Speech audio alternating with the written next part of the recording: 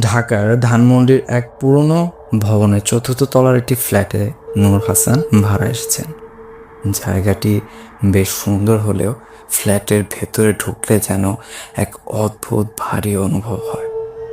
দেয়ালের চটকহীন রং আর ফ্ল্যাটটি এমন নীরব যে নিজের শ্বাসের শব্দটি অবধি কানে বাজে। ফ্ল্যাট মালিকের সঙ্গে চুক্তি করার সময় তিনি দেখেছেন মালিক এ নিয়ে কোনো কথা জিজ্ঞেস করলে তিনি প্রশ্নের উত্তর এড়িয়ে যান। ফ্ল্যাট ভালো, আপনি নিশ্চিন্তে থাকতে পারবেন, এ কথার বাইরে তিনি কোনো কথা বলেননি। প্রথম কয়েক রাত বেশ ভালোই কেটেছিল, কিন্তু চতুর্থ রাতেই হাসানের অস্বাভাবিক কিছু মনে হয়। রাতের বেলা তার ঘুম ভেঙে যায় বাথরুম থেকে আসা পানির ট্যাপ খোলার শব্দে। টর্চ জ্বালিয়ে তিনি বাথরুমে গিয়ে দেখেন ট্যাপ বন্ধ, কিন্তু সিঙ্ক থেকে পানি পড়ছে। পানি মুছতে গিয়ে তার মনে হলো পেছনে কেউ দাঁড়িয়ে আছে। তিনি দ্রুত ঘুরে তাকালেন, কিন্তু সেখানে কেউ নেই। দ্বিতীয় অধ্যায়, কালো ছায়ামূর্তির উপস্থিতি।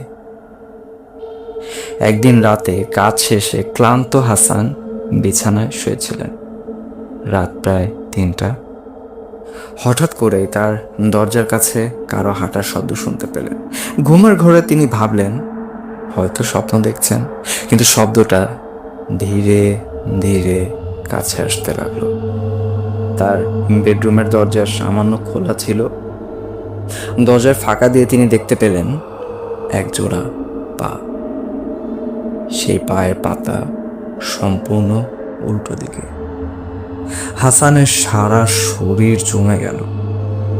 তিনি আলো জ্বালানোর জন্য সুইচ খুঁজতে লাগলেন, কিন্তু আলো জ্বলে না। পা দুটি ধীরে ধীরে তার ঘরের ভেতর ঢুকলো, আর সাথে সাথে ঘর জুড়ে এক ধরনের শীতল অনুভূতি ছড়িয়ে পড়ল। ঘরের এক কোণে এক ছায়ামূর্তি দাঁড়িয়ে আছে। মূর্তিটি আস্তে আস্তে তার দিকে এগিয়ে এলো। হাসান ভয়ে বিছানার পাশের দেয়াল ঠেস দিয়ে বসে পড়লেন।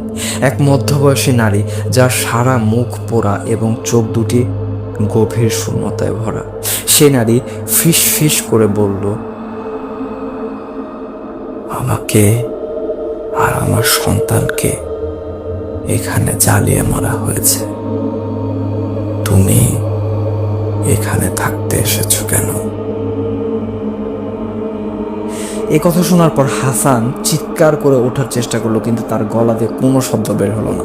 হঠাৎ করে সেই ছায়ামূর্তি বেডরুমের জানলার দিকে